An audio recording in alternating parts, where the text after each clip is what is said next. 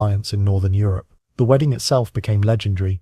James, impatient to meet his bride, actually sailed to Norway to fetch her himself when storms prevented her ship from reaching Scotland, a romantic gesture completely out of character for the notoriously unromantic king. Anne arrived in Scotland as a teenage bride, speaking no English, thrust into the rough, factional world of Scottish court politics. But she was no delicate flower. Over the next 14 years in Scotland, Anne proved herself shrewd, stubborn, and politically astute. Then, in 1603, everything changed. Queen Elizabeth I of England died childless, and James VI of Scotland inherited the English throne as James I, uniting the crowns of Scotland and England for the first time. Anne of Denmark suddenly found herself queen consort, not of poor peripheral Scotland, but of wealthy, powerful England. And she thrived. In England, Anne came into her own. She established her own household at Denmark House, the former Somerset House, creating a rival court that often outshone her husband's in glamour and cultural sophistication. Anne was extravagant, spending wildly on clothes, jewels, buildings, and entertainment. Spending that constantly put her in debt and infuriated her thrifty husband. But she was also beloved by many for her generosity, her warmth, and her genuine interest in the people around her.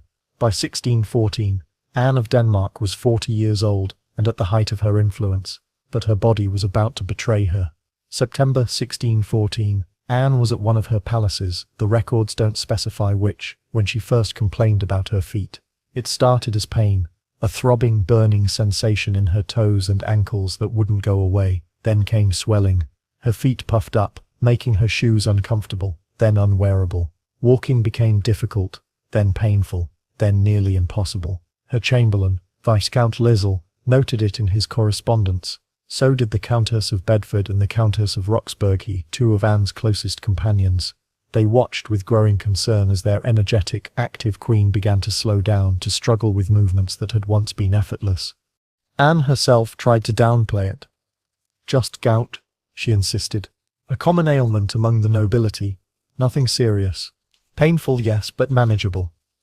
Many aristocrats suffered from it. Too much rich food, too much wine, the inevitable consequence of a life of luxury.